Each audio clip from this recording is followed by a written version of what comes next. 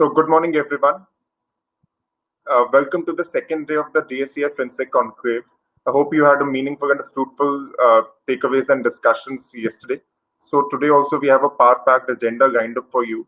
So we will be starting our day with the masterclass, which is being conducted by Microsoft. So the theme and intent for this particular masterclass is AI-enabled or AI-powered data security and compliance. So we all know how artificial intelligence has been enabling innovative cybersecurity solutions, which in turn are enabling security of your data, the complex data ecosystem, and also how it is enabling you to navigate the intricate regulatory landscape. Right. So this is precisely what we are going to delve deep for the next 1.5 to 2 hours approximately. So let me first introduce the two speakers and the subject matter experts for this particular workshop. We have Mr. Ashish Kumar Adhikari, Principal PM Manager at Microsoft, and we have Mr. Vaibhav Upadhyay, Principal PM Manager at Microsoft. First, let me invite Mr. Ashish to walk us through the agenda and give his presentation. Over to you, Ashish.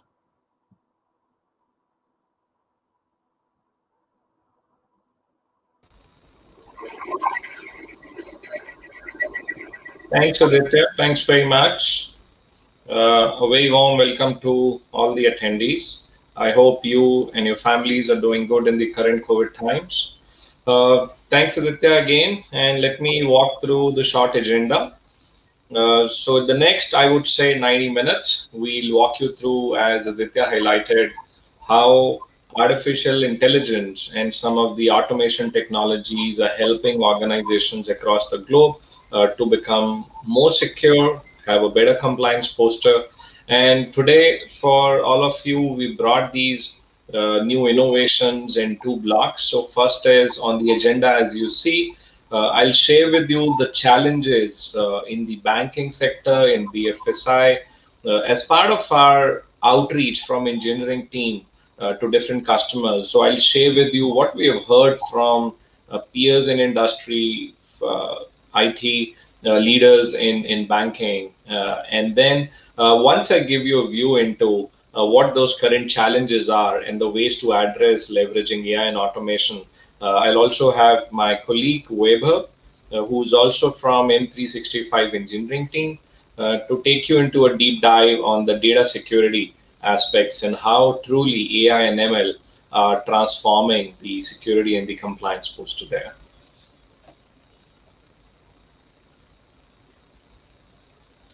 So let's get started. And I thought, why not pick up something which is fairly new? And I thought this would resonate with the attendees. Is we all in the last, I would say, 12 to 14 months have seen unprecedented time in our lives. And if you look at some of the surveys which are out, and there are many surveys from IDC, from Gartner, from KPMG, and if you look now, specifically this survey caught my eye from KPMG for two reasons. A, it was a new survey, and B, it was done from a timing perspective, which was the one view came when 2020 mid. And if you see the timeline of July to August 2020, when we were just in our own ways with our families, trying to respond and understand. Hi, Ashish. Sorry to interrupt. I think your screen is not visible, so probably you can reshare your screen for the audience. Okay, I would do that. Thank you. I have done that again. Yes, now it is visible. Okay, thanks. So as I was saying, the first survey, which was done by KPMG, was during the July and August when all our families were and we were all coping up and thinking, hey, when would the vaccine come? And there, if you see the CEO survey, talks still about talent risk as the top of mind, talks about supply chain risk, return environment. And if you see cybersecurity risk was roughly fourth or fifth item on the charter. And as time passes and the updated survey, which was there, which was recently done, Feb to March 2021, just a month before, you see cybersecurity risks suddenly bubbling up on the top, which gives you the magnitude that as the organizations saw that people are working from home, they also realize the kinds of risks which are associated and the priority bubbling up in the CEO, the board members, and the stakeholders. So, and let me share with you, I've also seen a lot of jokes which probably attributed COVID to be the digital transformation leader, because as a result of that, a lot of digital transformation happened. But in my own ways, I think the shift to cloud happened, accelerated during COVID times. A lot of organizations which were either less degree on cloud workloads have accelerated to a higher degree. And also organizations which were sitting on the fence had to take a plunge, because the new way of working from home was better when it was done through cloud. So definitely the digital transformation did happen as a result of the COVID and the related changes it brought into our own work from home culture or work from anywhere culture, where organizations even start thinking of practically working from anywhere. And I had some of the leaders who also said we're now looking at folks working from anywhere, and that gives us a lot of skills which we were not able to tap earlier. Now, while the discussion is on security and compliance, let me walk down, and I thought of a number. So I said, okay, let me figure out some top 7 things because which will help you bridge with respect to what Microsoft is doing, innovation. And I, in my own ways, call it stepping from perception bridge, what we are thinking, to what reality is. So a lot of times when I speak to customers, a common, I would say, perception comes is, hey, Office 365, it's a productivity suite. And my response to that is, Office 365 is not a productivity suite alone. Office 365 is full-fledged, I would say, security and compliance suite. The second misconception, or I would say perception, comes is Microsoft antivirus EDR, and a lot of customers say, oh, you're on EDR market as well, only works on Windows. And again, I like to share here that no, it's not just Windows. The Microsoft antivirus also works for across platform. And I thought of sharing with you a view into the AV EDR, which for us goes by the name of Microsoft Defender. And we recently moved on to this nomenclature for a lot of other products as well. So if it is Defender for devices, which is your PCs and laptops, it's called Defender for Endpoint from a nomenclature perspective. And if it is for mails, it's called Microsoft Defender for Office. If it is for identities, Azure Identity and others, it's called Defender for Identity, and so on. So you'll find this Defender as a precursor, and then the later part of the nomenclature defines what workload we're talking of. But talking of antivirus, EDRs, the Defender pretty much comes with the entire suite, which is powered by AI, whether it is threat or vulnerability management, attack surface, detection and response, automatic investigation and remediation, where a lot of AI and workflow related things happen, or threat experts, which again is a new service where we have threat hunters available on demand. And as I said, a common perception is, hey, the Defender would be dominantly for Windows. Just to let you know, hey, no, it's not that case. The Defender today for endpoint, which does all those capability, is available for Mac OS, is available for Linux, and in Linux also you see right from RHEL 7.2 to CentOS 7.2, Ubuntu distribution, LTS, Debian 9, Oracle Linux. So you probably have a coverage on wide variety of Linux. And then right, not only from the desktop and the laptops that's getting used on Linux or Macs, we also have a coverage which is GA or available in production for Android as endpoints, as well as for iOS and endpoints. So I thought I'll bring this up front so that as you see the work and innovation the team is doing, you also appreciate the heterogeneous coverage thinking that we had. Another common perception is hey, I know about Microsoft Information Protection. It's called AIP sometimes, and generally Microsoft is not into DLP solutions. So again, a correction there. Hey, we are into the DLP space, and not just we are into DLP space, we have our own uniqueness to present the DLP. So Microsoft does has a DLP presence, and let me quickly walk you through the strategy that we have, which obviously would be shown in detail with my peer Weber. So if you look, the thinking today that Microsoft has is, and what you see on my screen is an Office 365 subscription. And if you see, the strategy here is to have customers land up to two broad portals.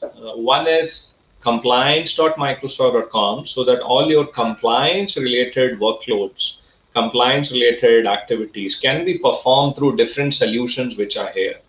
And second is security.microsoft.com, so that all the security related personas and solutions are found here. Now, earlier we had protection.microsoft.com, service trust portal. So what we're looking at is moving to these two broad portals from different other portals, so that there is ease. Customers only have to go to one portal, and you see a reflection of that in the UX that also we have built, so that if you're a compliance persona or you're looking at compliance for the organization, then all of this is available here. And as I said, the DLP aspect, if you look at, the solution sits right again in the compliance persona. But I want to give you a very quick gaze into endpoint DLP settings and different DLP options that you have, including file paths, unallowed apps that you could define. Even if in today's world, when someone is a smart cookie and he's trying to copy some sensitive data from his PC using Bluetooth as a transfer mechanism, then even you have the Bluetooth apps option in this available today. And then you have browsers. A lot of times people say, hey, why not copy the content which is sensitive from a browser and then upload into G Drive or some other cloud drive options? So you also have a depth of browser coverage here. So it's not just restricted to IE, right from Firefox, Chrome, MX, Monkey, and tons of browsers which even I have not heard of. But yes, from a coverage perspective, just to give you a view, because a common perception is Microsoft is not in the endpoint DLP, and even if it is, it's not having a depth where it could have things like Bluetooth and different browsers and some domains and other things covered. Now, while we do this in a unified way, which again, my colleague will take you into details, but I thought of bringing this point upfront so that while you look at the innovations that we're doing, you also have one of this myth number 3 in your thoughts to the reality. The fourth is compliance and regulation is only for large companies. It's an expensive proposition. In a way, I would say today, governments across the globe are having a lot more compliance and regulations versus if you go 5 or 10 years back. And there is no regulation which says that it only applies if you are X turnover or more. So practically, compliance and regulations, whether you're a small bank or a large bank or a startup, they equally apply to you. And the idea is we want to democratize the compliance, and that's what I'll share in detail also. So the same Office subscription that you have, O365, which gives you tons of capabilities on email and SharePoint and Teams and Power Platform, also have entire security and compliance suite, and one of the critical service in that is Compliance Manager. And if you look at the breadth of assessment template it gives you, so no matter whether you are a small bank, a mid-sized bank, a large bank, or you're an organization of any amount of turnover, you have access to close to 335 premium templates and other templates so that you can look at different regulations. You can just at a click of a button download any regulation, could be a UK Cyber Security Act or NIST, or could be COVID, could be privacy laws like GDPR, which you see on the top. So pretty much Our goal is to have as many compliances which are relevant so that the entire compliance and regulation can be deemed kind of made easy for customers. And if I click on any of these templates, so let's say if I click on the GDPR template, it just takes few clicks to download that template, apply into your organization. I can create an assessment, and as you see, pretty much it has all the details. So I could say here it's a new assessment for, or let's say new GDPR or GDPR for DigiBank. And as I do this, I could pretty much have a default group set here. And all that it takes is less than 2 minutes for me to create this assessment. And now I can dive into these assessments, start tracking this assessment on the compliance manager. And the beauty of this is it gives me all the controls. So I don't have to go out and have an expensive, long consulting engagement just to check what controls are there in GDPR.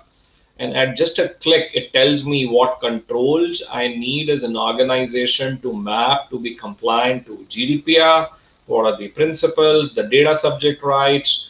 And not just this, it also tells you what are the things that Microsoft has already done which as per the GDPR was required for you in your organization, in your tenant to be configured, which is called Microsoft ManagePoint. And then it also gives you a common dashboard so that you can, from an organization perspective, also see, are you 80% there? Are you 14% there? So as you see, it's 14%. And it then gives you a very seamless access to go into your improvement actions. And what you see here are, these are the controls which are recommended from a GDPR perspective. And as you click on this, let's say adopt disclosure controls and procedure, and looks like this is maybe a tech control, may not be a tech control, so you have different controls. You could allocate this, you could say, hey, this is implemented or not implemented.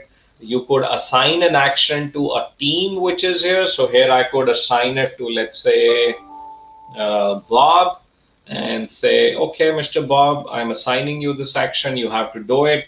So the entire workflow of actions which an organization is supposed to do to be compliant to a regulation like GDPR or any regulation that you could download is available here. And you could have a audit persona coming and doing this. You could have Bob then logging on, he gets a notification. So the entire workflow is built up here.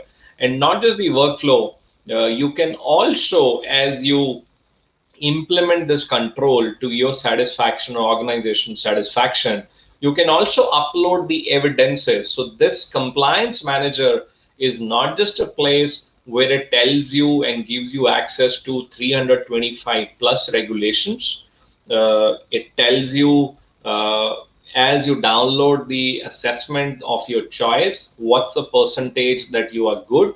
It tells you what improvement actions you have to take in that assessment with respect to controls that are not implemented in your organization. But it also lets you assign it to different people, give them a notification, have a full workflow. As the people you assign the jobs to complete their jobs, they can also go and upload the evidences. So this also becomes a central repository for evidences that the IT team or different teams can have and have a common repository, so that your internal audits or external audits can be fairly easy. You don't have to have emails going on. So it has an amazing impact on collaboration, reduces the stress during the assessments. And what you also see is, given this assessment came to you from Microsoft, you also see this color which is purple, which is saying pending update. So as regulators on an ongoing basis update or change the regulations, then Microsoft also picks up that regulation changes and then sends an update, like a service update, to all the tenants who have downloaded that particular assessment. So what you see here is these are the recent changes that the regulator has made, and it gives you an option that, hey, you downloaded an assessment from Microsoft Compliance Manager. There were 100 controls that the regulator wanted you to do. But look, last month, the regulator has added 3 more controls. And again, it's up to you if you want to really review that update and accept that control. So you can accept an update, which means now instead of 100 controls, you will end up doing 103 controls because the regulator has changed. So it's a dynamic kind of assessment that you get from compliance managers so that you are staying relevant on the compliances, and Microsoft keeps on feeding you the changes across all those 325 assessments. You can download any one of them based on your organization needs, and you're always updated and also interacting with your IT, audit, and other administrative teams for the same. So I'll go back on the number 5, which is Microsoft Information Protection does not have advanced features like EDM and fingerprinting. And this probably would be fairly unique, I would say, and in demand of the banking customers. While again, my colleague Weber will take you in detail, I'll just very quickly share with you where to find this and what the business use case of these features are. So again, as I go back to my compliance portal, which is compliance.microsoft.com, and I go on to my data classification, and that's where your journey of finding sensitive information or critical information would start. What you could see is an EDM, which is an exact data match, and trainable classifiers and sensitive info type defined here. Just to give you a quick business use case, when you would be using which one. So fingerprinting is a technology which you could use when you have certain forms, like a GST form or a tax form or some standard compliances that you fill in, and you want to just probably feed in the system that form so that whatever the data changes, the metadata remains the same, the fields remain the same, and you can do that today in information protection. An EDM is which is like exact data match, and one of the use case while I'm picking from the healthcare industry is that if there is a patient record, which again has patient name, his father name, his doctor details, his other attributes which are PII, and if somebody really copies that, you want to pick it, and you can't have a exact sensitive label on that, but you want to look at set of these records in this format if they're getting copied or exfiltrated to be picked up. Then you could use the EDM features where you can have tables and metadata in the organization, and in a banking case it could be probably the customer view or the one customer view that emerges as part of different systems which you could feed into EDM, and then any information that gets leaked through any asset, whether it's a email born vector leakages or browser based uploads or USB copying, so you could use these features to get a kind of alert on and protect that information leaving your organization. Again, a common perception is, hey, in Microsoft compliance solution must be dominantly for Microsoft. I don't think they have ability to go in Zoom or Facebook and other products. So again, I'll take your attention to, in engineering, as we are moving on this thought of security and compliance, so we are mindful that it is heterogeneous. And I shared with you earlier on the antivirus EDR aspect, our coverage across Android, iOS, Mac, Linux, and different distributions of Linux. So similarly, when it comes to compliances, we understand your needs on compliances are not just on Microsoft assets, but your business needs would encompass other softwares, whether it's SaaS, whether it is on-prem. And that's why I thought I'll let you gaze into this connector word, which for us is a third-party connector word, where we do have Microsoft offered connectors or partner offered connectors across various workloads. So whether it is ServiceNow, whether it is let's say Reuters, or whether it is other third parties. So you can have a lot of connectors, and I'll let the page load in and then share with you. But pretty much for Zoom, for Slack, for a lot of other third party softwares, you will have connectors. So till the page loads, I'll go back to the slide and then return back as the page loads.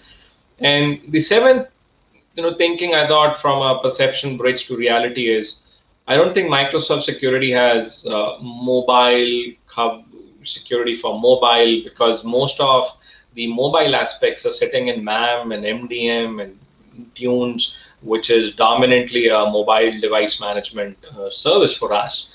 And there again, I'll bring your attention to, let me check. So there again, I'll bring your attention to some of the innovation that we have done on the mobile side. And again, I'll let the connector page load and go back to the slide where I would love to show you some of the work that we have done on the mobile side and protection of mobile. And we completely understand, and in large organizations, there would be BYOD, there would also be company-owned devices. So the solution that I'm sharing with you, which protects specifically from an Android perspective, let's say any ROG app getting installed, or the phishing, which is one of the concern getting met. And if you get a SMS or a WhatsApp message which has a phish link, then how do you prevent that? So typically the nomenclature, as I said, would be Microsoft Defender as a prefix, and now here instead of for Office, it's called Microsoft Defender for Endpoint, which was earlier. And in the bracket, we see Android and iOS, so which means this is the Endpoint Defender capability for Android and iOS. So the benefit of this is you get web protection, anti-phishing, it blocks unsafe network connections. So if you're an airport or a cafe, it gives you custom indicators. It also allow and block URL if you have to block, let's say, a gaming site, or if you do block some sites which are not permitted as per your organization. It does malware scan for you, file scan, storage, memory peripheral. Now the beauty is not only it's protecting the mobile, it's also giving back alerts into the single pane of reporting, so that alerts related to phishing, malicious app are also triaged by your SOC team.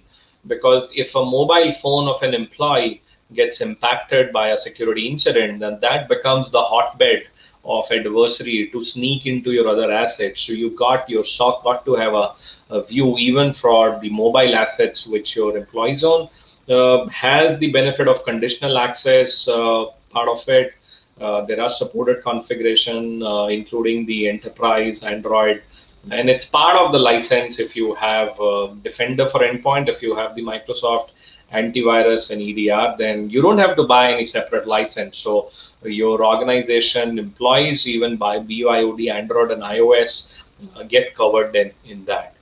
So this is a quick view on an Android phone where there is a side load apps, or if the app is kind of not the good one. So here you see it's a app which is having a malware. It picks up, it says there is an app which it also alerts in the SOC. So you use the same Defender security. It builds the complete incident graph.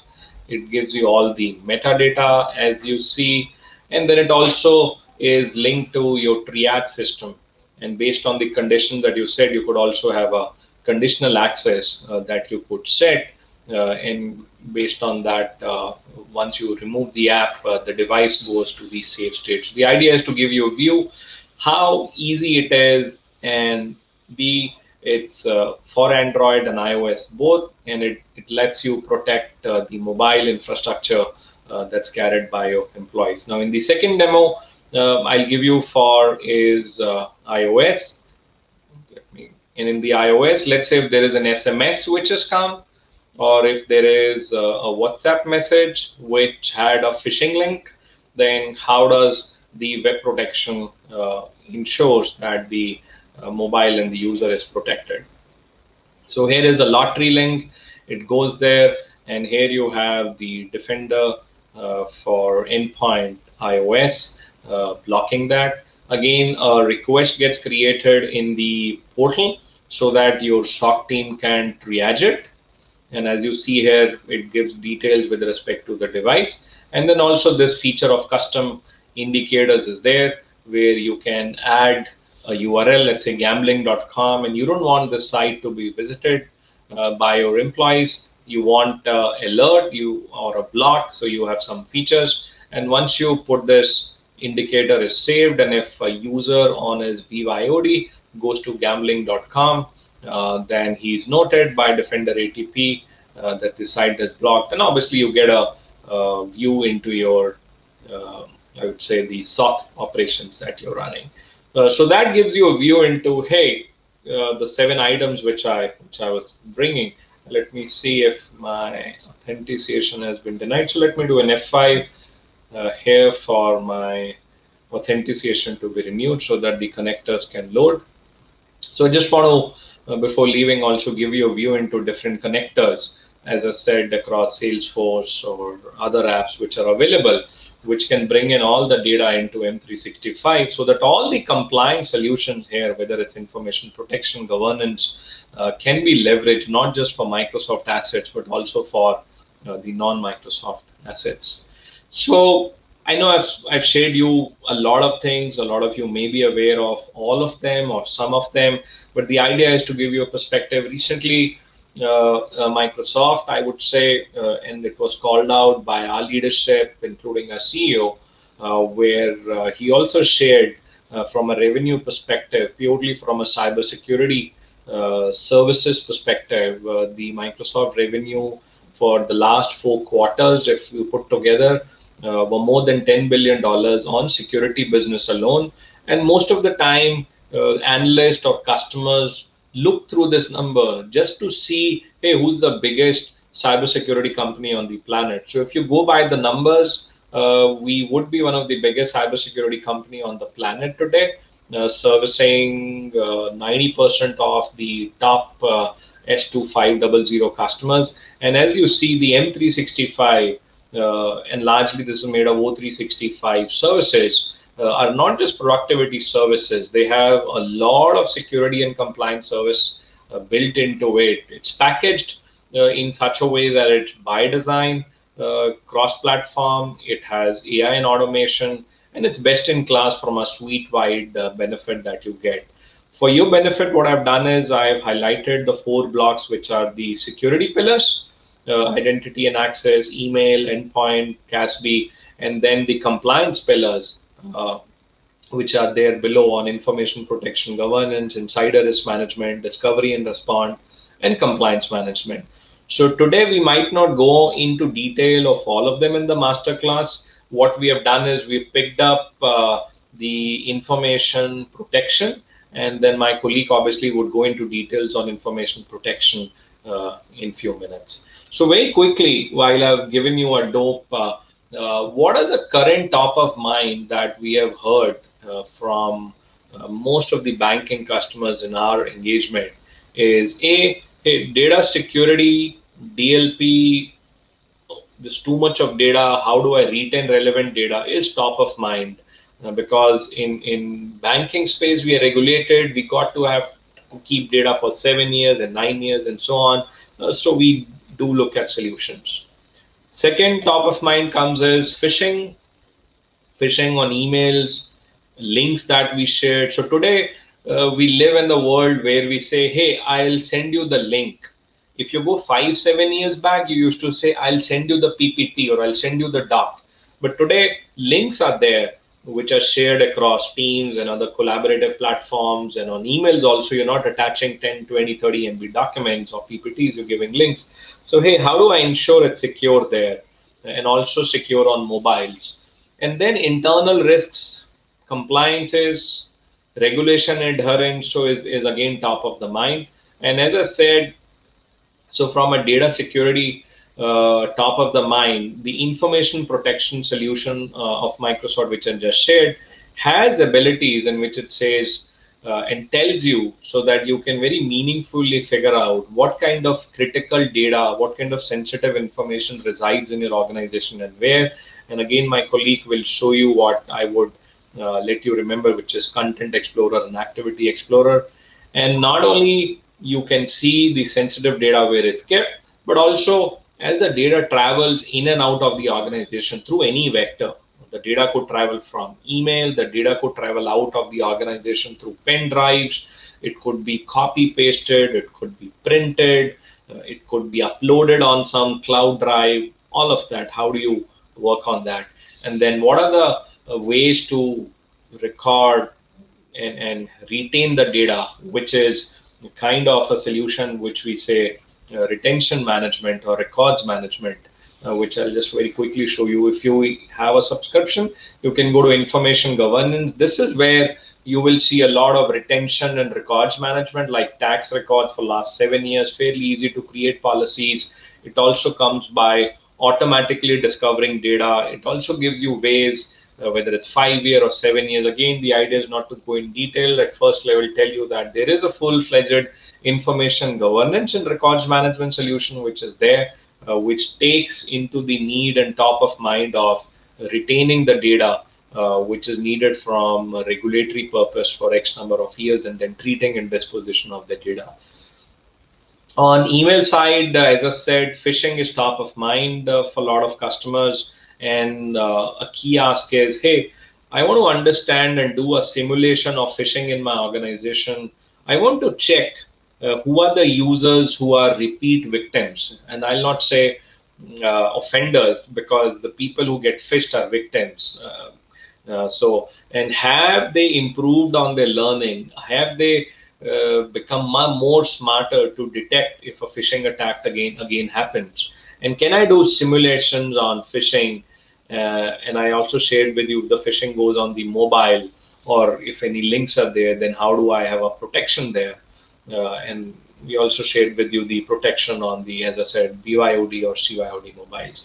So on the phishing side, again, I'll very quickly take you to security.microsoft.com, where you have where we have a new service called as attack simulation and training. And again, it is so easy. We've given you this training so that in, again, less than 10 minutes, a very short interval, you can think of a simulation that you can run across your HR or entire organization. It also tracks the users who've not been simulated so far, because a lot of times a regulatory ask is that all your employees should at least undergo simulation once in 6 months. Okay, so it gives you a lot of view, a lot of metadata, a dashboard as a security leader. And to do simulation, all you need to do is go to simulation. We've also given you payloads which are inbuilt. You can also do custom payloads. To launch simulation, we've given you multiple techniques. Let me select a credential harvest technique. I could name a simulation. I could say, hey, COVID related cuts, and let's say if customers, your employees give away their credential, and as you said, these are some inbuilt payloads. You could see expense report, Facebook identity check. A lot of times you get phished when an Office 365 email comes asking you that your password has expired. So we have some inbuilt templates for that. Missed mobile call template, email comes to you, there is a voice message. So a lot of those templates are already there. Netflix account, new Microsoft Outlook, and if I look, reset your password. So all these are Zoom call requests, and I could pick any one of them. So I could just search for COVID related if there is a template, and we also keep updating. So there's a COVID related template. It gives you the details of how the template looks like. You can change it again, and given the time, I'll not go into details. I could include it for all my organization or select certain users, HR, finance. I can also select if I only want to do simulation for users in Delhi or users in Mumbai. So it gives you that flexibility. Not only you can do simulation, but if you can also attach training so that their awareness increases. This is what you could do. There is a training page. You can customize that and you can launch that. So all that it takes is few minutes to just launch a simulation. And what I've done is just shown you a production simulation which I've launched, so that at the organization level, you're able to control and simulate and also see how your organization's susceptibility index is improving on simulation, which again was the top of the ask for a lot of customers. And the last is on the internal risks. As people work from home, they have access to sensitive information. You are worried, hey, as people are working from home, is there an insider threat kind of a risk? And on the compliances side, is there a better and a faster way to get compliant? So I think on the compliance side, I've already introduced you to Compliance Manager, quickly showed you how I downloaded an assessment and then went through it. But let me use the last few minutes to also go back to the same compliance portal so that I can also share with you where does this insider risk, which is a new solution for us, sits. And in the insider risk, what happens is a lot of time you're concerned when somebody resigns. If he's resigned, then is he carrying some data with him or some other stressors which are in the employment, that hey, during COVID people got salary cuts, so just be cautious if they're not doing something which could harm organization reputation. So insider risk solution caters to those needs, and here you could again create policies. And I'll just give you again a quick view into this, given we are running over time here, but let me just very quickly just share you in this last 2 or 3 minutes the policy template. So there have playbooks. So the concept here is we understand people working from home, we understand threats of insiders. The insider risk solution has a concept of playbooks. The playbooks relate to data theft, IP theft, data leakages, security violations, general or abusive language usage, and then within the data theft also data theft by people who have resigned. So it picks up signals from HR system who's resigned. You can define a policy, and then what I'll do is, given the interest of time, I'll open the existing policy which I had just to take you through what are some of the policy settings which are there, where you can choose different templates. Let me cancel this, use this employee resignation policy edit so that I can quickly show you. So you can give name and description, and I could include all the users. I could include different sites. I could, like I told you earlier, there is third-party connectors. I could include third-party assets as well. And here I'm searching for a sensitive type, which is PAN number. Obviously, I could add more sensitive info types. And again, this is just a view in the masterclass to tell you that, hey, there are indicators that trigger this event. What do you want to do? You can select those indicators, and then it also triggers a workflow in the solution itself. And this is how you make a policy. And once the cases come in, so it has a full case management, as you see here. I can allocate a case, I can talk to the manager, I can issue notices, and all of this happens in a fashion where the actual employee name is not revealed. So the display name here in the solution would come as anonymized, so that if you are an analyst or if you're an internal investigator, then you don't see the actual name, because that could bring in biasness in assessing the case. So all of that is built into the solution called as insider risk. So what I've done so far is given you a view into what all could go in the Microsoft S+C Word, and how you see different facets of security and compliance are covered in O365 and M365 subscription that customers have today. How easy it is, the kind of heterogeneous OS, and the thoughtfulness that we're looking with third parties, so that it's not just Microsoft or first party workloads that come into compliance or security gamut. And then the top of mind in banking, and how engineering with new innovation is trying to address that.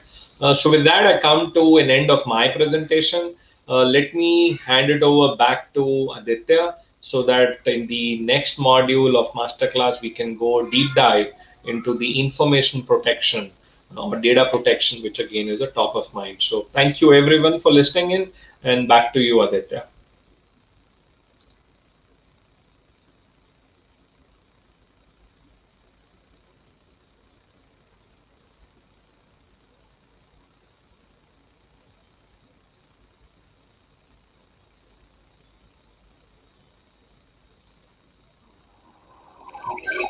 Thank you so much, Ashish, for the insightful talk.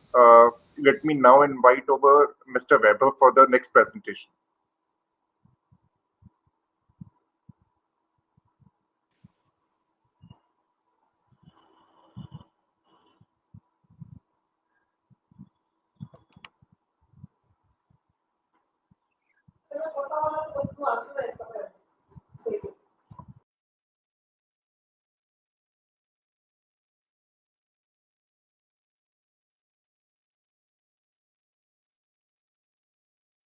So, a very good morning to everyone. Just a quick tech check.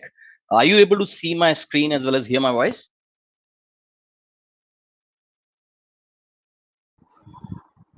Yes, Weber. Can you hear me? Yeah, so it's fine. Perfect.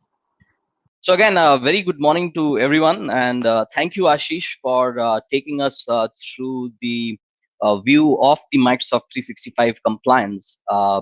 I'll kind of start from where Ashish left, and then just give you a view of what a journey or what your journey for compliance and information protection looks like. Right, the first question that we often ask our customers to kind of ask themselves is, what is exactly your digital estate?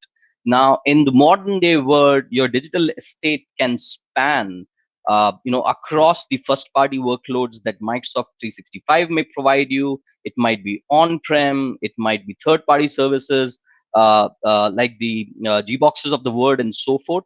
So the point here that I'm trying to make is that whenever we start on a journey for compliance or information protection, it is very important to know that within your enterprise, where is it that data is being stored, data is being created, and then what are the channels that the employees are using to share the data with each other. Once we have determined that, there are two kind of categories of information that might be sensitive for you. One is the proprietary information, which is very specific to your industry and your business. It might not necessarily be mandated by any of the regulations, right? It's more proprietary and intellectual property data. However, at the same time, going by the geography that you operate your business in, which is India, and the industry vertical that you belong to, there might be some regulations that, from the business standpoint, you're supposed to adhere to. Once we have determined that, right, and I think Ashish showed you a plethora of policies and the kind of policies that you can create. The next step is, once I know what my digital estate is, what kind of information is sensitive to me, what kind of regulations do I need to adhere to, we go ahead and implement the policies which do two things. One, they protect the sensitive information, and second, they also let us comply with the regulations.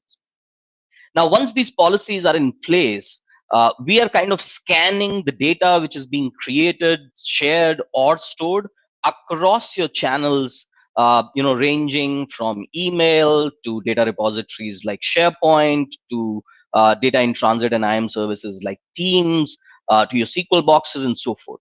And when such data, such sensitive data is encountered, the policy is actually evaluated on everything, not just the sensitive data, right? I mean, so all your emails, for example, are scanned. All your Teams chat messages, example, they're scanned. All your documents that you put on a SharePoint repository are scanned and so forth, right? And once this policy is evaluated, we determine if there is a policy violation. And at the same time of this policy violations, for user education, the user gets notified with policy tips that, hey, this is the kind of data that is sensitive, you're not supposed to share it across, and so forth. But at the same time, the data protection is enforced. And when we will look at the solution in a little bit deeper, there are protections that you can apply at two different levels, and the most important thing here is that whatever protection that we are applying is actually truly perimeterless, right? Because today there is no certain perimeter to any of our enterprises. Now, I kind of use this analogy quite a bit, and which is, if you have something sensitive which is kept in a box, there are two kinds of protections that you can kind of enforce. One is you make the discovery of that box, access based, which is, if there is sensitive, only a certain set of authorized users know where the box is. and even when they know where the box is, you can have a second level protection, which is, they need a key to open the box. So in this way, from an accessibility perspective, from a discoverability perspective, that's the first level of protection that is generally very granular with respect to the kind of accesses that you want to create and so forth. And then second is the protection which is actually applied on the asset or the document itself, so that even when it goes dark, there are certain kind of checks and balances which are there with respect to protection. So think about it as a document which sits in SharePoint. The first level of protection that I can apply is, external users cannot get to this document. They cannot access this document, right? Wherever it is sitting, in whatever SharePoint site it is sitting. And then the second level of protection is, hey, if this document even moves away because it is sensitive, then encrypt that in place in such a way that only our internal employees can decrypt this document and read the content. So those are the two parts of protections, or the two stages of protections that you can kind of apply with the Microsoft Compliance or Microsoft Information Protection. At the same time, the admin is also alerted so that they can kind of triage the nature of this incident and then take it to closure. But again, there is a lot of signals that are being generated right from where the data is created, shared, or stored, the way your users or employees are interacting with this data. And all of these signals, are shared with the complementary compliance solutions like Ashish was talking about, solutions like Compliance Manager or Insider Risk. They leverage quite a few of signals which get generated by virtue of you setting up a policy and then your employees interacting to it. Now, how does this word view, and this is typically, a very comprehensive view of how information protection comes in, what are the different triggers, what are the different, touch points for both your IWs, which is information workers, as well as your administrators. Now, how does Microsoft, what's the Microsoft superimpose on this one, right? So with respect to the digital estate, when you create policies in the Microsoft ecosystem, it ranges. You can apply that policy to your first party systems like, say, Exchange, email, SharePoint sites, OneDrive for Business account, as well as Teams chats and messages. I think Ashish was showing you that we GA'd DLP on devices, which we call as Endpoint DLP. So you can take that same policy and put it on a device as well. Third-party repositories like the Dropboxes of the world or the SAPs of the world. There you use Microsoft Cloud App Security, which is MCAS or a CASB tech-driven. We are also integrating your on-prem repository. So there has been, historically there has been the Aip Scanner of the world, which is capable from a tech perspective to go and crawl your on-prem repositories. The idea here is that you get a unified pane or single pane where you can create one policy that is protecting across your digital estate. There are different enforcers, if I may. So, the first party enforcement is done by different kind of agents.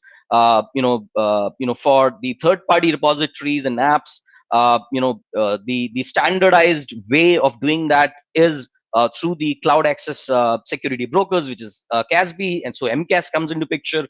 On devices, again, we have a native agent, if I may. It's an agentless protection on endpoint, so you will find that the reliability of our endpoint protection is much faster than the vendors who kind of do an agent-based protection. So we are sitting right at the kernel level. With respect to the kind of sensitive information that comes to you out of the box, as well as the kind of templates that come out of the box, I want to spend some time here, because so when you look at your content, there are different classification texts which are kind of applicable for classifying different kind of data. I think Ashish mentioned in one of his examples, right? If you want to start from an ITR5 form or an ITR form, right? Typically the use case is, hey, I want, if anyone is sharing an ITR form, I want to kind of block that access and do a certain kind of encryption and so forth. So it starts with, say, fingerprinting, where you tell that, hey, this is my kind of template. start with an empty ITR form, and if there is a filled in ITR form that is being circulated, within or outside your organization, the classification engine has the intelligence to detect that, so that you can safeguard that kind of protection. Then comes EDM, or exact data match. Now, this is for a scenario where you have millions of rows, say, in a database, which say that get exported into an Excel, and then is being shared externally or internally. So that use case is pretty much about structured data, which is either being generated by your line of business applications or line of business processes, and typically is in high volume. So you can create those kind of classifiers based on exact data match for that particular use case.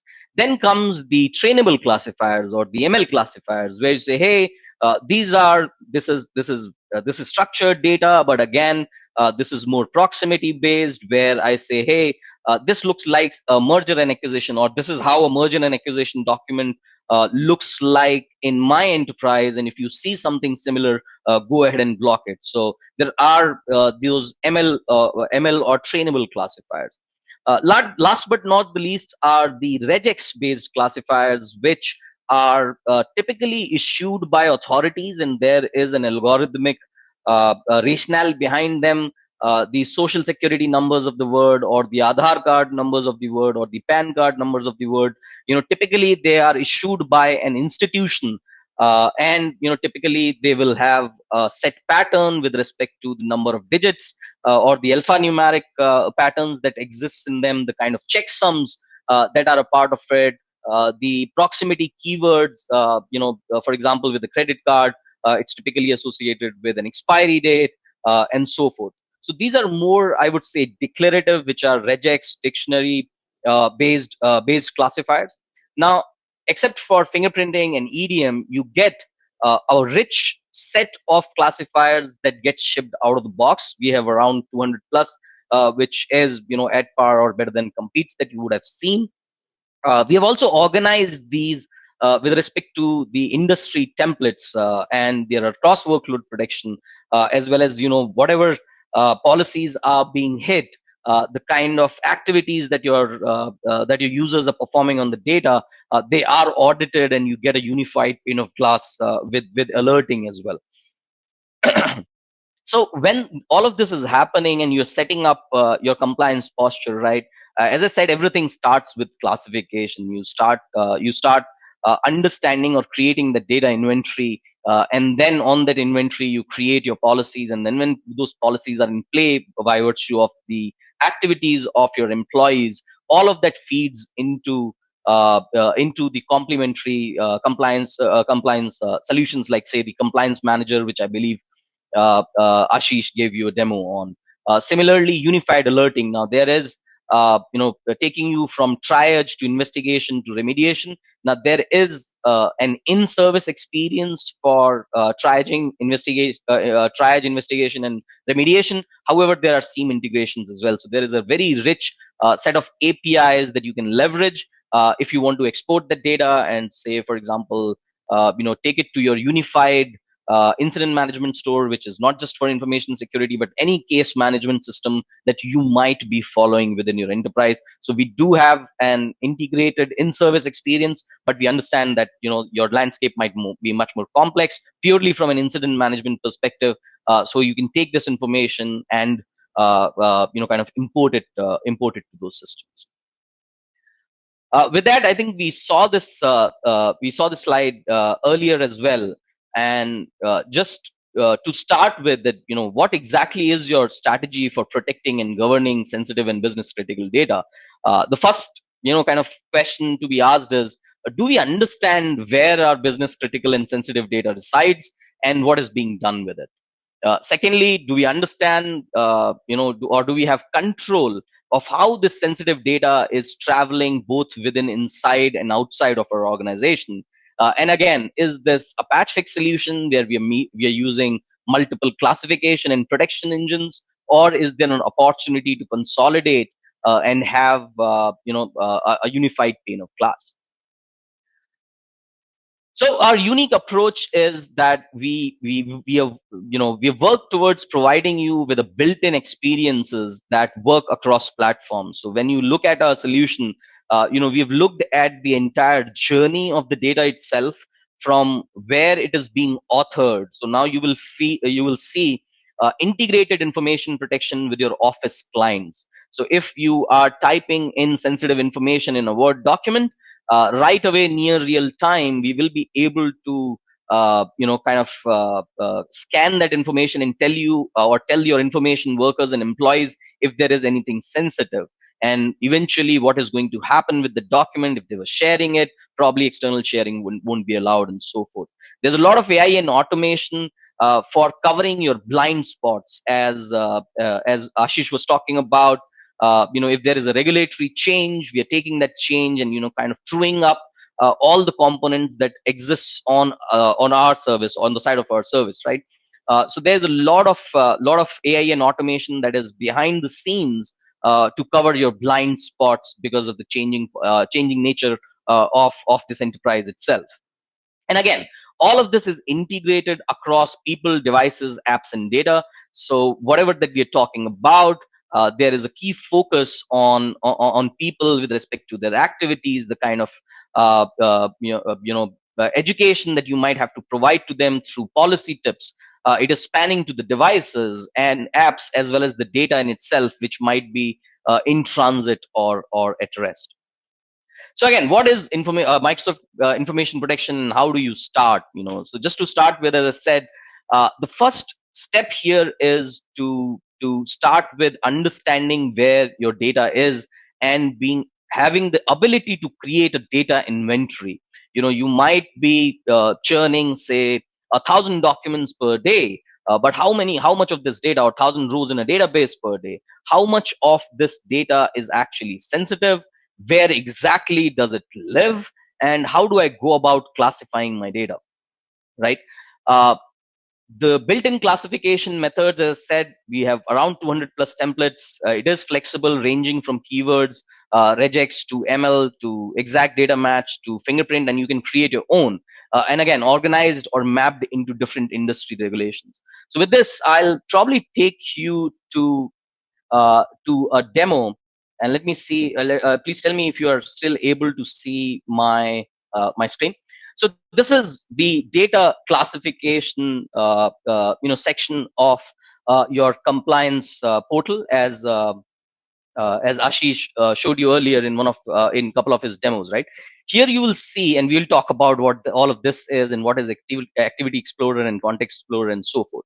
So what you will see here is where all your classification tech, all the classifiers that get shipped out of the box, or whatever you create custom sit, right? So let me start with the sensitive info types, and these sensitive info types are primarily the ones, as we were saying, are issued by a central authority, and they have a set pattern. Primarily, they are regex, keyword, proximity based. You see, there are a plethora of sensitive information types that we ship out of the box, from geography to industry considerations. And you will see that in the recent past, we have done quite a bit for India, and you will see that for India, you see now that we have the driver's license number, we have the GST number, we have the PAN, we have the Aadhaar number, as well as the voter ID card number. Now, this list is ever growing. We keep working on it depending upon the requests that we see and get from our field as well as our customers. But at the same time, this is not the end of the road, right? There is a very easy way of creating your own custom sensitive types, where all the goodness of the platform has been exposed through a UI wizard, right? So for example, in banking, you might want to create, and every bank, I think, in India kind of has a different pattern for their account numbers. So for instance, you wanted to create a bank account number or an Indian bank account number. You can go here and create a bank account number for yourself.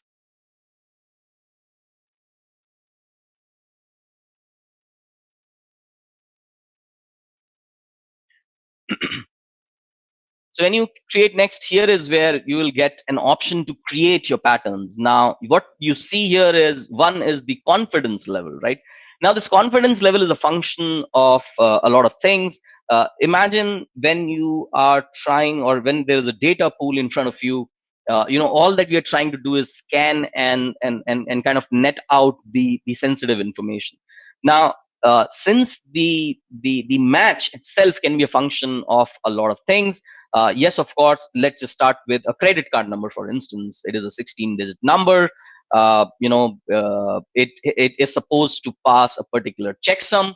And again, there can be other 16-digit numbers, like say your POs or your order IDs, which can be 16-digit number. And if there is a huge data lake with these 16-digit numbers, there can be say out of 1,000 such 16 numbers, just by a random coincidence, they can match the checksum of a credit card number, right? So if you are just looking for a 16-digit number which passes the checksum, it is a very low, I would say a medium confidence thing. A low confidence would be any 16-digit number, right? A medium confidence would be a 16-digit number, but it passes the checksum of a credit card.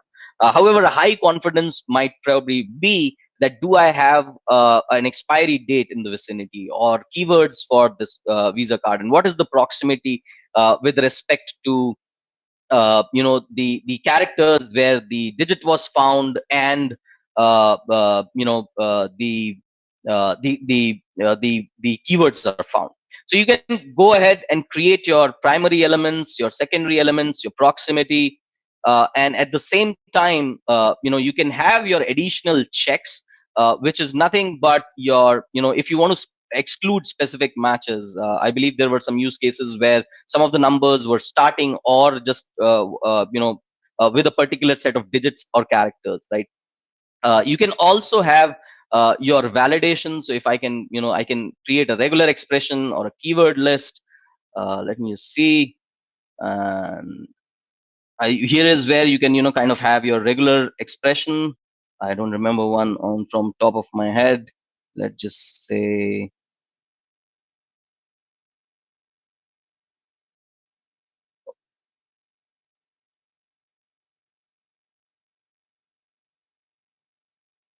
and then you can go ahead and add your validators too. So these are some of the validators, and we are working on providing you with the capability of writing your own validators, right? So these are some of the standard validators that exist for such kind of detection, which is say the LUN check or the checksum, the functions that are responsible for SSNs and so forth. And very soon you're going to have a capability of defining your own kind of custom validators for any of the custom classifiers that you might want to create.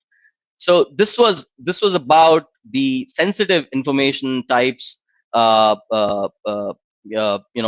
and at the same time, in data classification, you will also see other texts like the exact data matches. Now, with exact data match, the first thing that you do, as I said, this technique is for data which is very structured with respect to the columns. High volume data, and this volume, data is getting generated either through your line of business applications or line of business processes, or just by any IW. So what you do is you go ahead and you kind of create the schema first, and the schema is nothing but the kind of field names that structured data might have. Here it's patient ID. In your case, it might very well be a customer ID, and so forth. You might have MRN, your first name, last name, and so forth. What you can also do is now map these with what is searchable, if it is case sensitive, and map it to a particular sensitive information type that we just saw. So we could very well here have a bank account number where we can demarcate it or kind of associate it with the bank account number custom sensitive type that we just created.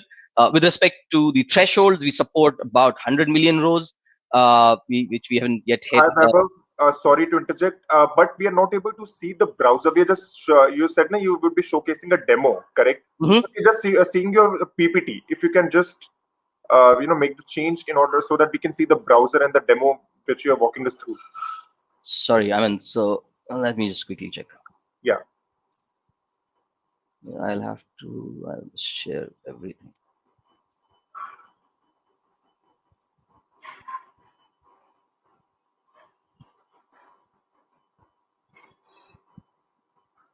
I stopped sharing. I can't reshare again. What is that? You're not able to reshare? Yeah.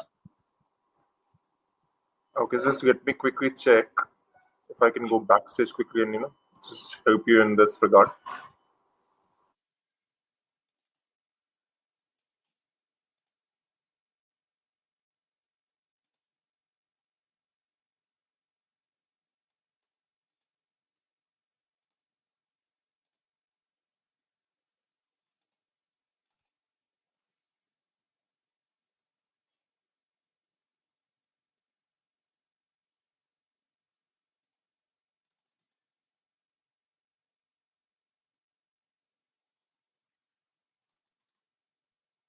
Right. So Vaibhav, I just checked with the backend team. If you can again give it a shot because you stopped sharing. If you can again, try to reshare, that may just work Yeah. because you have to share your entire screen because you apparently not just the PPT but the browser itself, right?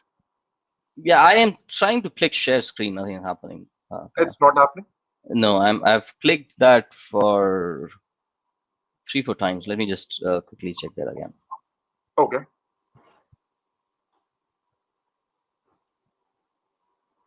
No, it doesn't respond. No, we just have the agenda display. Okay, No, I I think still can't. Let me rejoin. Maybe that might help. refreshing might help. But Steve, can you quickly take me backstage and just give.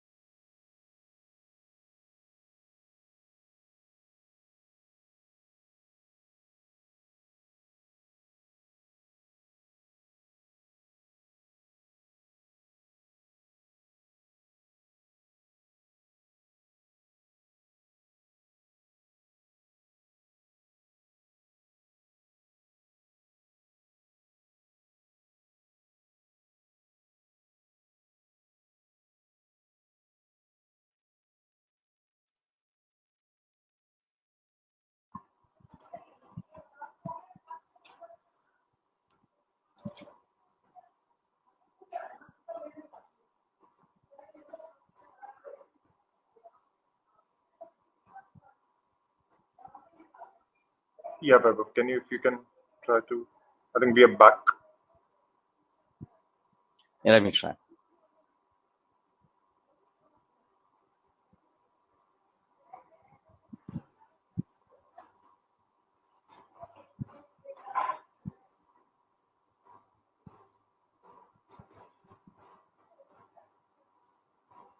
Can you see my screen now?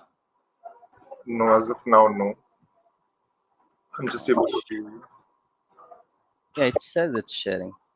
It's sharing. Maybe let's just give it a couple of more seconds.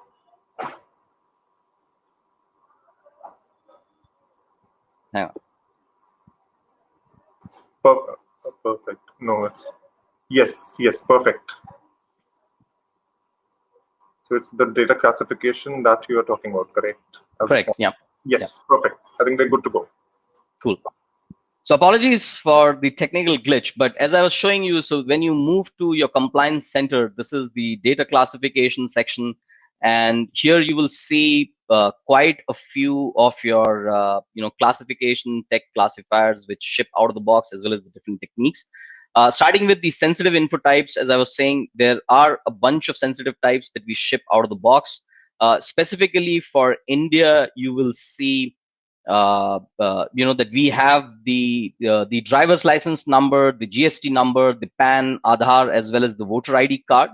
But if there are any proprietary requirements for create your own, there is a very simple experience to create your custom sensitive information type. Because this list is ever growing, and Microsoft is going to keep shipping more and more as we hear it from our field as well as our customers.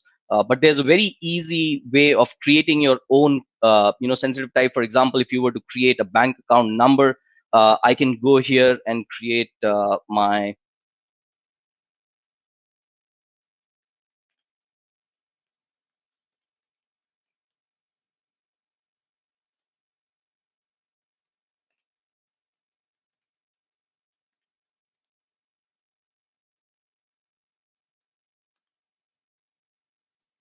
So if you move here, you can actually create your own patterns. And this was the whole confidence commentary that I gave earlier. You can have 3 distinct levels of confidence, and this is kind of a balance between the false positives as well as false negatives that you can create on your own. You can create your primary element, which can start from a regular expression to a keyword list or a keyword dictionary. Let me start with a regular expression. And if I say, hey, 9 to 18 digits, because again, it's very different. Here you can have your own validators from the LUN checks of the word to say checksums that are for credit card numbers or SSN. As I told you earlier, there is work which is happening so that you can define your own validators, which can be even overtly complex than what you see here. With that, the second technique was, as we were talking about, the exact data matches. And here you start with creating your schema. So for example, the schema for a patient record could be the patient ID, the MRN, first name, last name, SSN, phone number, date of birth, gender, and address. Now, in your case, say in a bank's case, right, this could very well be your customer ID. MRN might be redundant, and you might have an account number that we just created and kind of map it there. But this is for the use case where there is a lot of data from your LOB applications or processes, and you want to make sure that none of that is getting exfiltrated. Now, when you are providing the sample data or the data which creating this EDM, you don't necessarily have to upload it. In plain text here, we have provided you with the capability of hashing it wherever that you like, and then just upload the hash value here so that Microsoft will never have the actual data, just the hash which we will use for comparisons. In the same time, as I said, you have your trainable classifiers. Now, there are a bunch of trainable classifiers ranging from source code to harassment related to profanity related that gets shipped out of the box. But you can also create your own models by kind of providing it with a sample set of documents uploaded into a SharePoint site. It gives you kind of a wizard where you can determine which one is a true positive and a false positive. All of that feedback is recorded and taken into consideration for effective matches for such documents. So let's see if it loads it. Generally takes a little bit of time. Okay, so with that, I will go to the second stage. So, this is where this is where your trainable classifiers are. There are in total about 27 that have been published out of the box, from offensive language to profanity to resumes to source code to targeted harassment to threats. And just like SITs, this is also an ever evolving list. We keep working on adding more out of the box trainable classifiers for you. But you can go ahead and create your trainable classifiers as well. Where you can kind of create, you can tell the data set, or start with the seed data set and then go through the navigation of providing the feedback for it to learn from that, right? So this was all about the kind of classification text that we support, what gets shipped out of the box, what is it that you can do to extend these out of the box classifiers. Once you have said that, right, I mean, classification is kind of always on. You don't have to first create a policy and then start your journey. Right after this, if you go to your Content Explorer, this is where you will find what kind of information there is, and where is it found. There are native in experience rendering, or if you have the right set of permissions, we actually render that for you so that you can see it right in this view. For example, in credit cards, it's telling me that in my SharePoint locations, I have got 3 credit card numbers, what these sites are, uh, uh, and I can actually render any of these documents in line. I don't have to switch back and forth from discovery to, say, connect with the site administrator, ask him for permissions. All of that workflow has been kind of orchestrated, and right here as a part of the document itself, you will get a lot of enriching metadata information with respect to exactly what happened, or what was found as a part of the classification information. What was the doc ID, the source URL, the file URL, what all matches did we find, what was accuracy. And remember, there's no policy yet. So this is just about creating that data inventory, which can help you determine what kind of policies you want to create, right? So that's pretty much about the data classification exercise, or know your data exercise. I'll go back to my presentation, and Aditya, if you can keep me honest if my presentation is visible or not.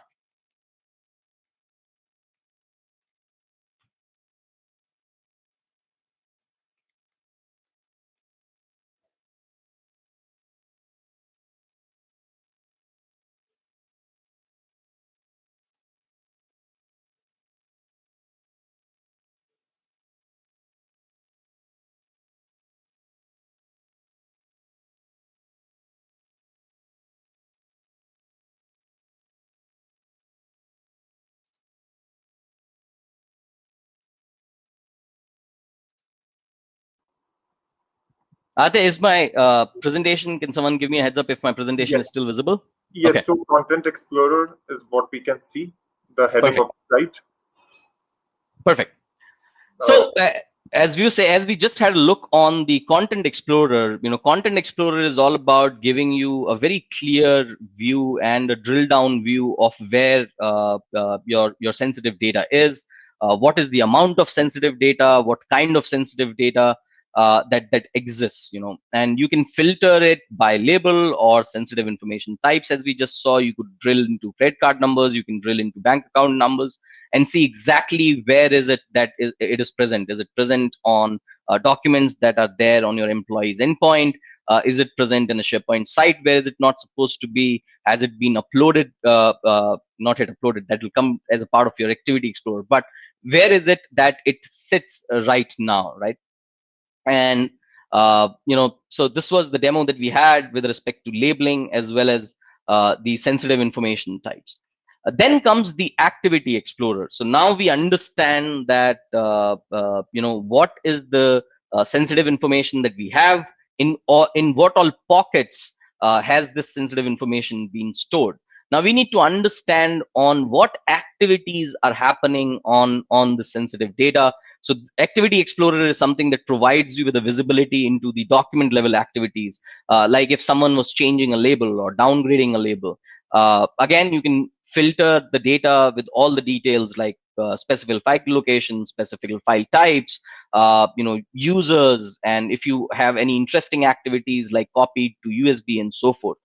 And this is where you get an understanding of all the activities across your document location. So for example, you wanted to find out, hey, how many documents which had, say, bank account numbers were copied to USB. This is where you come and you kind of get that view, and you can deep dive into any of these rows. So I think we covered that. Now, since now we know that the kind of data that exists in our organization, what is happening with it, this is where the creation of the policies kick in. So on top of this data, now you can create policies.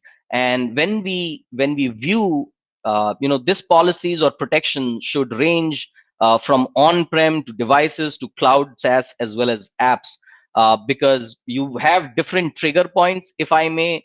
The whole promise of MIP is no matter where your data is created, modified, or shared, we will plumb into it if it has been classified, and if it is being classified, we will help you with protect that data on those trigger points as well. This is just a deeper view of how that enforcement is happening. So on your on-prem environments, Aip Scanner, or for your on-prem repositories, Aip Scanner is something that, if you're familiar with the Aip or the Azure Information Protection space, this is the scanner that allows you to go into your network repositories and scan for your data and then protect it. Office apps and endpoints, as well as your Office 365 MCAS, right? So this way, coverage is extended from your on-prem to your devices to your cloud SaaS, as well as apps, whether they are first-party Microsoft services apps or even third-party services apps. Now, we briefly touched upon this in the beginning of the presentation, where we said that we are looking for perimeter-less protection through DLP as well as labeling. So now think of a document. It has, say, 10 credit card numbers, 5 bank account numbers, and so forth, right? There are two ways of going about it, right? We can have a DLP policy which says, hey, if I find 2 instances of each, what I am going to do is I am going to block that access for external users.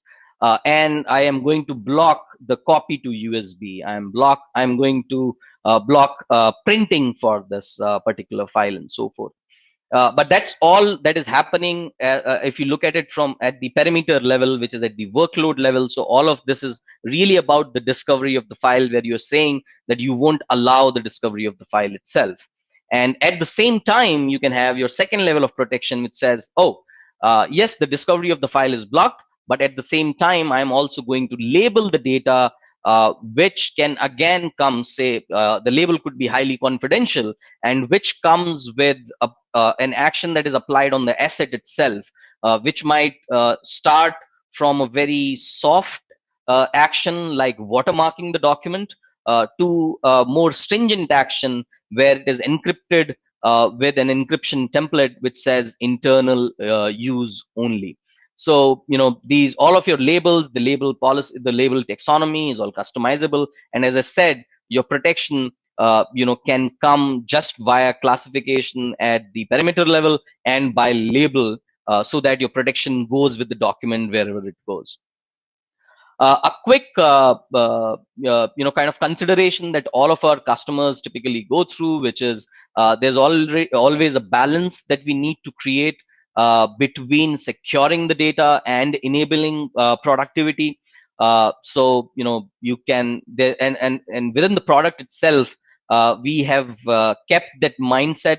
So with labeling, for instance, you get auto labeling, which is where the service goes to all of your documents wherever they sit to label the document. But at the same time, we also provide you with the ability to manual labeling, where you see not the COM add-in that you used to see with Aip, but natively integrated with all your Office clients now, starting from Windows, Excel, Word, Excel, PowerPoint, and so forth. Now, that labeling control is natively integrated, and that allows you to educate people as a part of that labeling process itself. We show recommendations and tooltips for sensitivity labels, for auto labeling and DLP. As I said, as an outcome of your labeling, you can have visual markings to indicate which of your documents are sensitive. There is something that we can do on as far as the entire ecosystem is concerned, where we can co-author and collaborate on even encrypted documents. So even if you encrypted the document, typically that encryption prevents it from being discoverable in search, as well as high collab scenarios like co-authoring don't work. But within the Microsoft ecosystem, that is something that kind of there we have created a balance. And even if you encrypted your document, you will see them in search, of course, with the right security permissions trimming, and you will still be able to co-author on these encrypted documents. So with that, I'll dive into some other demos. Let me see when you can see my. Let me tell me when you can see my screen. Do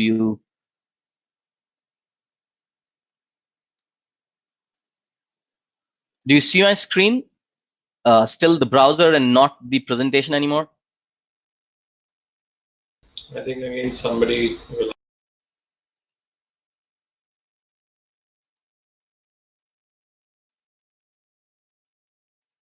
So can someone please confirm if they can see my Yes, Vaibhav, we can browser? see Okay.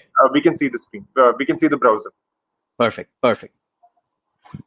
So let me go to my data loss prevention tab, and this is where all your policies and alerts and kind of endpoint DLP settings that Ashish was showing you.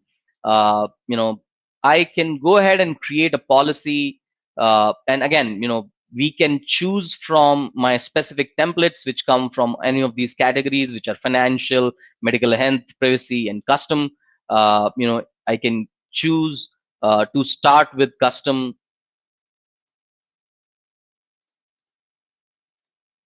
Right, I can just call it any policy, and here is where you will see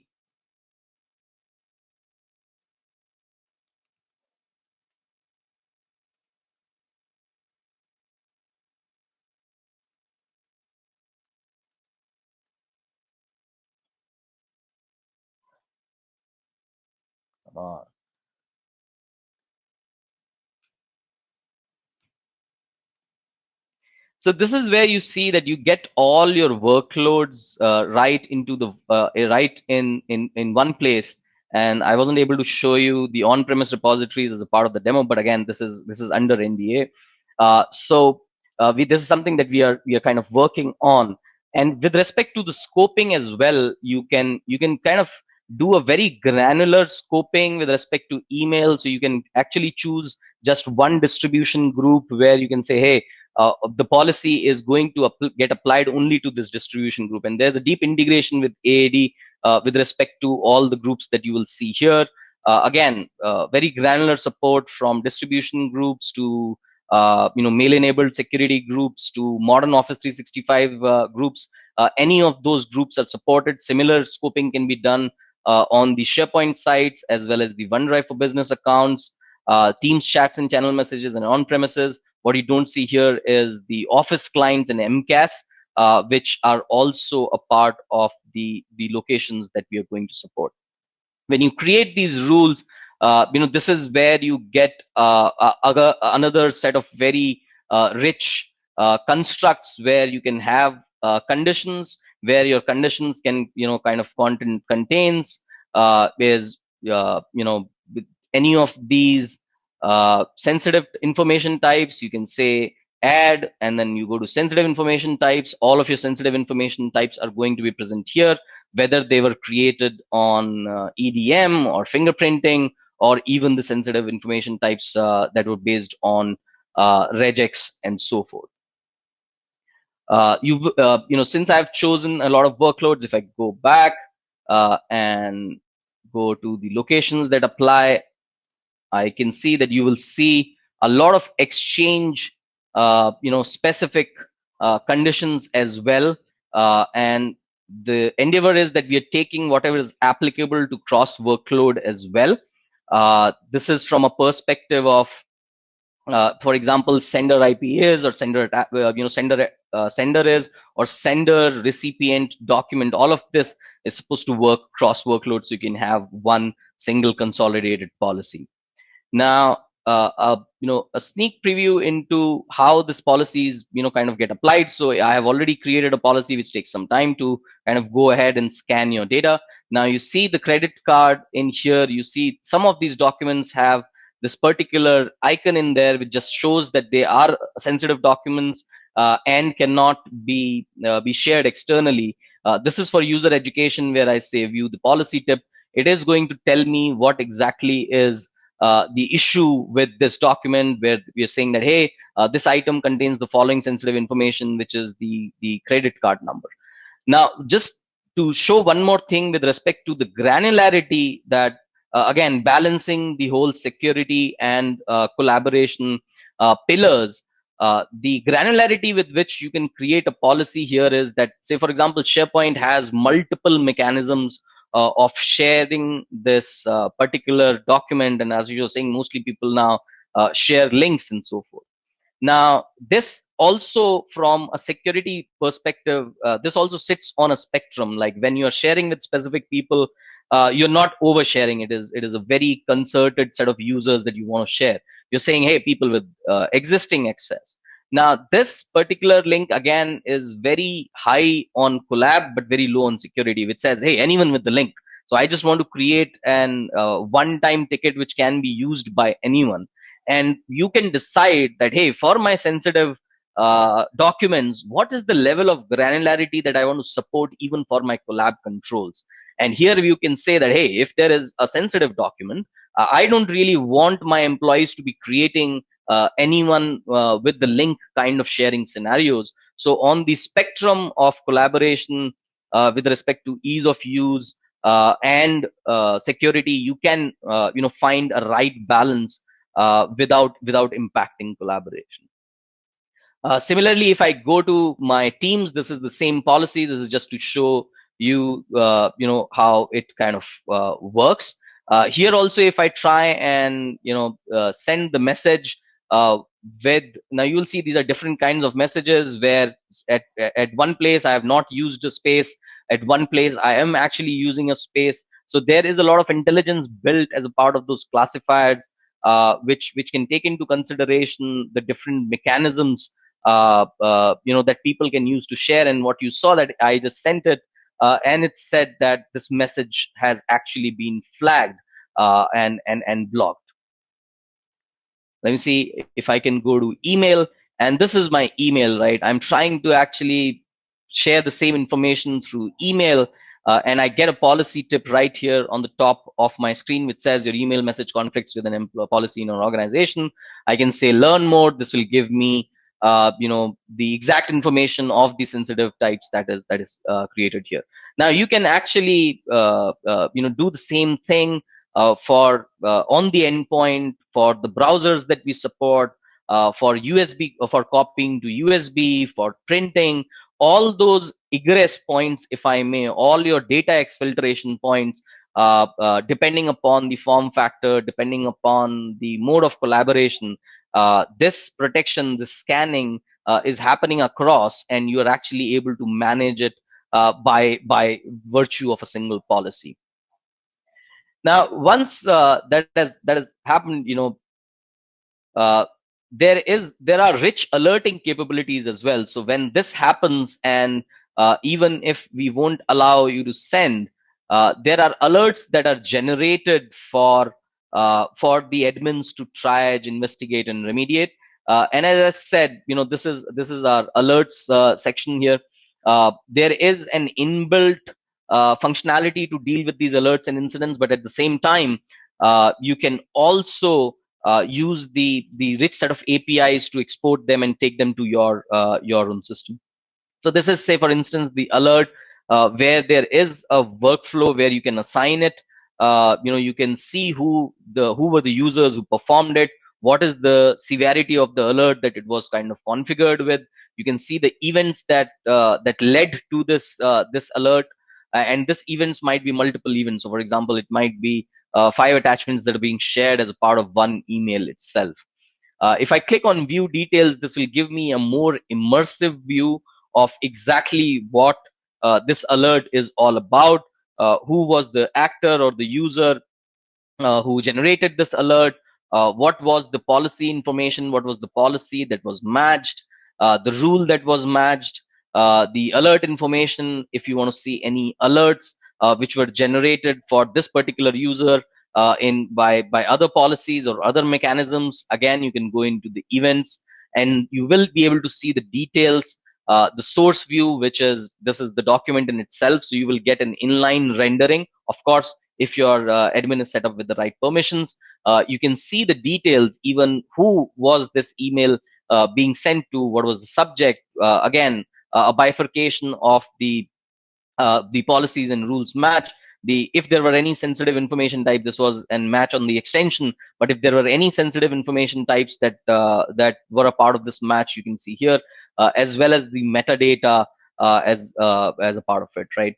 And when I go to overview, I can also manage this and the management log with respect to the traceability of anyone who's taking actions. For example, if there are 2 or 3 people who are collaborating or who are tag teaming in resolving this, all of that is kind of stored or reported or recorded as a part of these actions. And you can kind of say, if you're investigating it, you can assign it to any of the team members and then keep on adding comments. So with that, I'll take a pause. That is pretty much what I had with respect to how MIP and DLP play together. What are the 2 stages of information protection that you can apply? The out-of-the-box classification techniques that are available on the stack. The out-of-the-box classifiers that they are. What is the use case for each of that classification tech? How do you set up a policy which spans across your digital estate?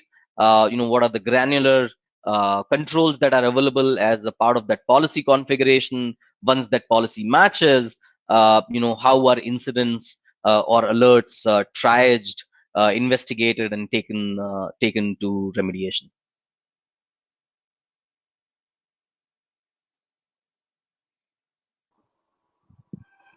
Right. So thank you so much, Vaibhav.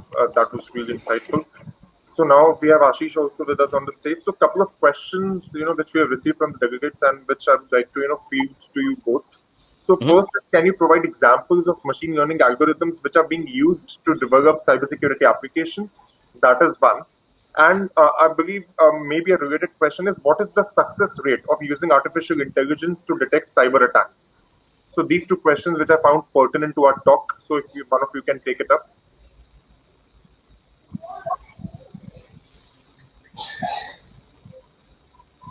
Sure. So with respect to the algorithms that we're using, I doubt that I can share exactly what algorithms we're using. But yeah.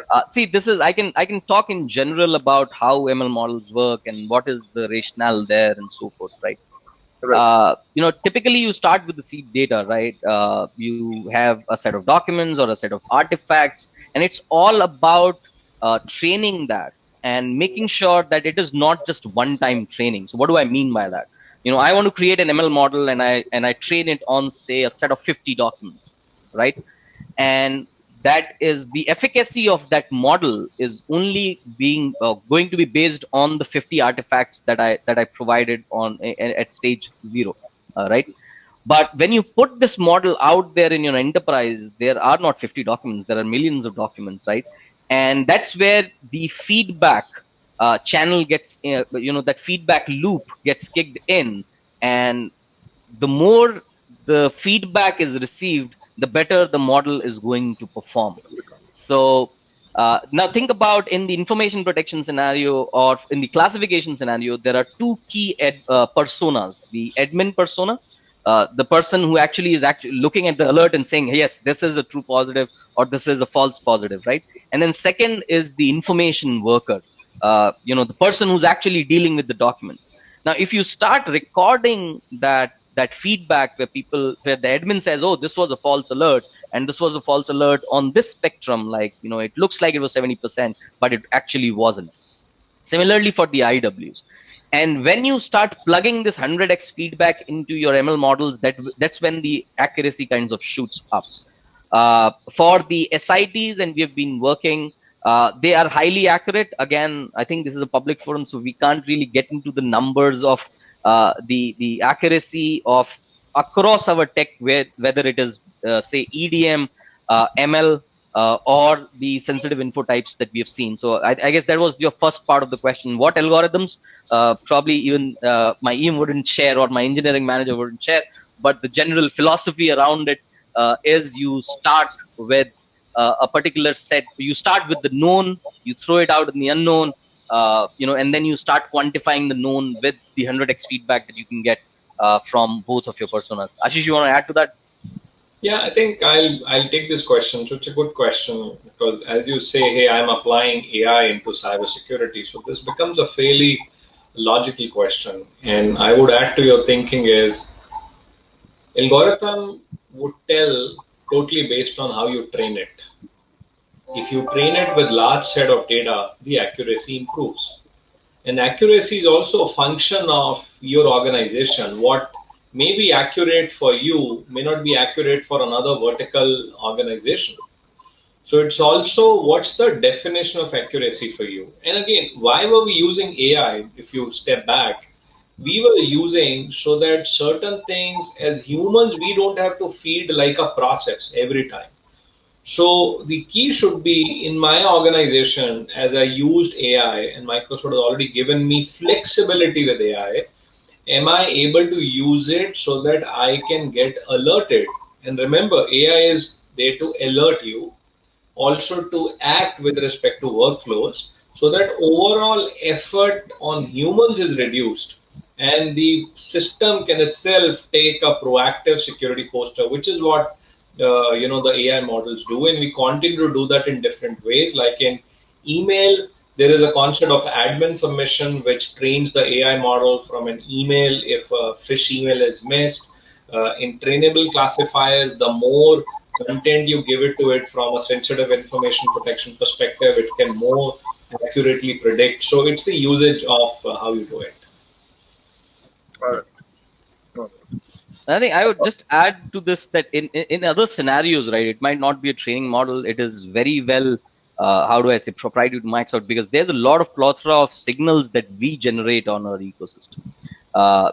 When people interact with data on Endpoint, when people interact with data in M365, and club it now with your LOB applications. Like Insider Risk is one such great example, right, where your HR data with respect to the joining date or the leaving date of an employee, when clubbed with his activities, on your digital platform, there are a lot of inbuilt, AI playbooks, I would say, which will take into consideration all of these signals and then determine on the spectrum of insider risk where does that particular user lie. So it's just the amount of signals that you can, for any AI or ML to work, the amount of signals that you can feed in the Microsoft ecosystem. It's just that we have quite a few of them which can feed into scenarios like insider risk. Okay. So just one question. So I think with regard to AI and ML, these two questions. But while Ashish was speaking, one question that was posted was the WAF and the Defender. Are these two apps available for Android as well? So this was one question that came from the developers. So Defender is available for Android, yes. Okay. And what about the WAF? I'll have to check on that. You have to check that. All right. So Ashish and Vaibhav, thank you so much for the talk and for the patiently answering the questions. I can't see any further questions. So yeah, with this, I think we can conclude the masterclass. And again, thank you so much for delivering the presentation for us. Sure, thanks guys. And the last, I would say, feedback I'll give to all the attendees is you already have Office subscription. It's way more than productivity suite, so leverage it. It has a whole bundle of security, a lot on compliance. A lot of this is new. So as you uncover new things, feel free to use them. Feel free to reach the Microsoft ecosystem of partners, account manager, TAMs. The idea for us is to give you by design security services, which the engineering team is on the motion of doing that, and we let you guys leverage it. Feel free to give us the feedback, use it, and tell us how it improves your posture. So with that, thank you, Vaibhav. Back to you, Aditya. Thank you so much.